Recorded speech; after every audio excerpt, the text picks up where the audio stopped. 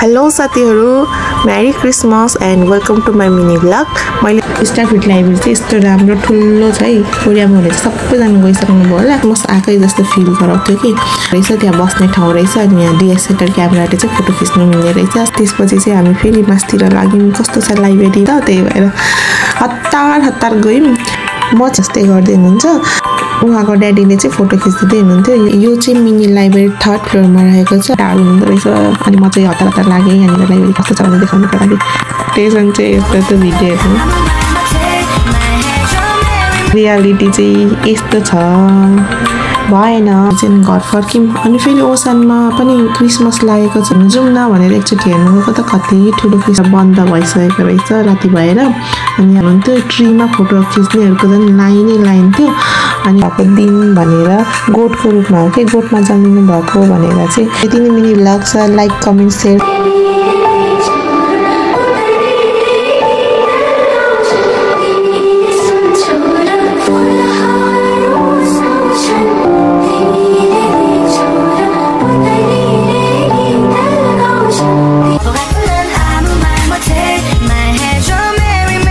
Hello साथीहरु, merry Christmas and welcome to my mini blog.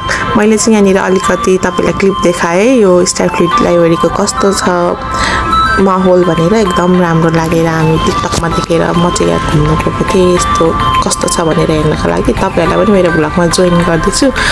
यहाँ चाहिँ रेड लाइट बढेको थियो नि त अनि म चाहिँ ग्रीन लाइटको वेटिङमा थिएँ। अनि यो चाहिँ राति क्रिसमस राम्रो हुन्छ भनेर राति नै हेर्नु गएको थियौँ क्या। तपाईहरुलाई पनि यहाँ राति कस्तो हुन्छ म जोइन गराउँदैछु, हेर्नु आउनु होला सँगसँगै मसँगै। हेर्नु त यहाँ जाने बित्तिकै यस्तो राम्रो माहौल देखेँ कि कोरियामा चाहिँ अजाहरूको फेस देखाउनु मिल्दैन, त्यही भएर तल भिडियो गर्दैछु कि। अनि भित्र पनि यस्तो देखाउनु पर्यो भनेको त अजा हुनुहुन्थ्यो, केटी हुनुहुन्थ्यो क्या, अनि देखाउनै मिल्दैन। अनि स्टारफिट लाइब्रेरी चाहिँ यस्तो राम्रो ठुलो छ है। कोरियामा भने सबैजना गइसक्नु भयो होला।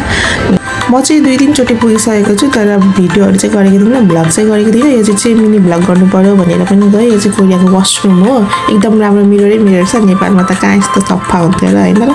अनि त्यसपछि हामी बाटोतिर गयौँ। बाटोमा पनि यस्तो राम्रो झिलिमिली थियो कि मतलब क्रिसमस आकै जस्तो फिल गराउँथ्यो कि।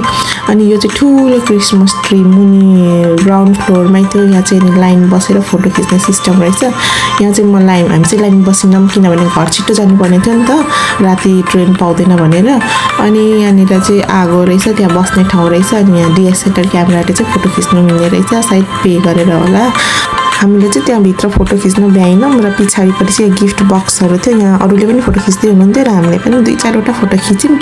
त्यसपछि चाहिँ हामी फेरि मास्तिर लाग्यौँ। कस्तो छ लाइब्रेरी भन्ने धेरै उत्सुकता थियो नि त, त्यही भएर हतार गयौँ। म चाहिँ यहाँनिर लिफ्टबाट ग्राउन्ड फ्लोर पनि देखाउँदैछु र माथितिर सबै फ्लोरहरू पनि देखाउनु प्रयास गर्दैछु। र लिफ्टबाट हामी 2nd फ्लोरदेखि 3rd फ्लोरमा जाँदैछौँ है।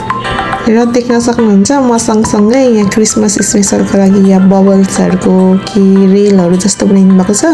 अनि यहाँ तलतिर घर पनि रहेको छ र यो चाहिँ लाइब्रेरी रहेको छ। आउनु है मसँगै हेर्नु है कस्तो छ भनेर। यो बेबीहरूको कुर्सी टेबलहरू कति क्युट हो कि, यहाँनिर बेबी पढेको जस्तै गर्दै हुनुहुन्छ। उहाँको ड्याडीले चाहिँ फोटो खिच्दै हुनुहुन्थ्यो। यो बेलुमको घर कति मजाले डिजाइन गर्नुभएको हो कि हैन, राम्रो थियो, मलाई त राम्रो लाग्यो। अनि यो चाहिँ मिनी लाइब्रेरी जस्तो लाग्यो। यो चाहिँ मैले पहिला देखेको थिइनँ जस्तो लाग्यो कि देखेर पनि याद नभएको हो कि। यो चाहिँ मिनी लाइब्रेरी 3rd फ्लोरमा रहेको छ। अब हामी मेन लाइब्रेरी हेर्नु चाहिँ 4th फ्लोरमा जानुपर्ने हुन्छ र हामी यहाँ देख्न सक्दैछौँ यो लाइब्रेरी थोरै। यो लाइब्रेरी चाहिँ तलबाट हेर्दाखेरि कतिखेर हेर्नु भएर मलाई चाहिँ छिटो जानु मन थियो क्या। किनभने टिकटकमा त कस्तो झिलिमिली राम्रो थियो नि त, अनि मलाई पनि त्यो हेर्नु मन थियो र राति नै कुदेको थियौँ क्या। राति नै राम्रो हुन्छ क्रिसमस भनेर। अनि यहाँनिर म चाहिँ जाँदैछु। यो बेलुम भएको रेलगाडी भनेको थिएँ नि, यहाँ छ, यो 4th फ्लोरमा रहेछ। यहाँ देख्न सक्नुहुन्छ एकदम कस्तो मजाले डिजाइन गरेको हो कि छक्क पर्छु। राम्रो छ, यहाँ सेन्टाहरू हुनुहुँदो रहेछ। अनि म चाहिँ हतार लागेँ यहाँनिर लाइब्रेरी कस्तो छ भनेर देखाउनको लागि। मेरो एक्सपेक्टेसन चाहिँ यस्तो त भिडियो हेर्नु।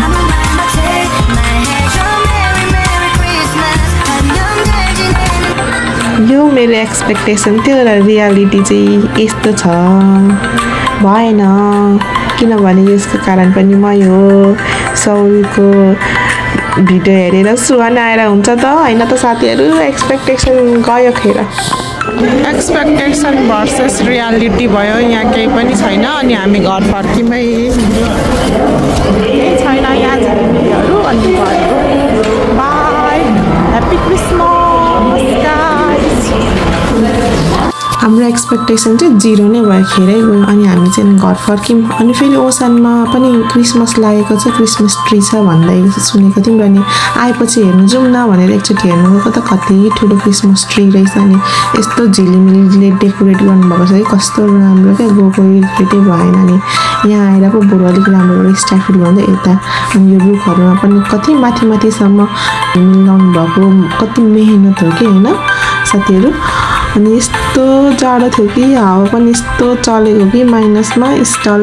लागेको थियो तर बन्द भइसकेको रहेछ राति भएर अनि यहाँ टेडी बियर पनि कति मजाले डेकोरेट गरेको सबै हेर्दा राम्रो आँखालाई राम्रो लाग्ने थियो अनि यहाँ हामी चाहिँ यहाँ जाडोमा कक्रिँदै भए पनि यहाँ भिडियोहरू गर्दैछौँ अरू कोरियनहरू पनि हुनुहुन्थ्यो ट्रीमा फोटो खिच्नेहरूको झन् लाइन थियो अनि हामी चाहिँ फोटो खिच्नु पाएको थिएनौँ एकछिनमा खिच्छौँ भनेर यहाँनिर भिडियोहरू सर्ट भिडियोहरू गर्दै थियौँ यहाँ कोरियनहरू देख्न सक्नुहुन्छ हामी चाहिँ जाडोले बिहोस भइसकेको थियो उनीहरू चाहिँ हाफ प्यान्ट पनि लगाएर फोटो खिच्दै थियो केटीहरू पनि त्यस्तै केटाहरू पनि त्यस्तै किन जाडो नभएको होला हामी अनि यो देख्न सक्नुहुन्छ साइडको घर झिलिमिली भएको यो यसमा चाहिँ प्रभु येशू ख्रीष्ट जन्मिनु भएको दिन भनेर गोठको रूपमा हो कि गोठमा जन्मिनु भएको भनेर चाहिँ प्रचलित छ र अनि आज जन्म येशूको जन्म भनेर चाहिँ क्रिसमस मनाउने क्रिसमस डे भन्ने मनाउने चाहिँ प्रचलन रहेको छ र म यहाँ जाडो भएर घर जानुको लागि हतार यहाँ भिडियो गर्नु लगाएर छिटो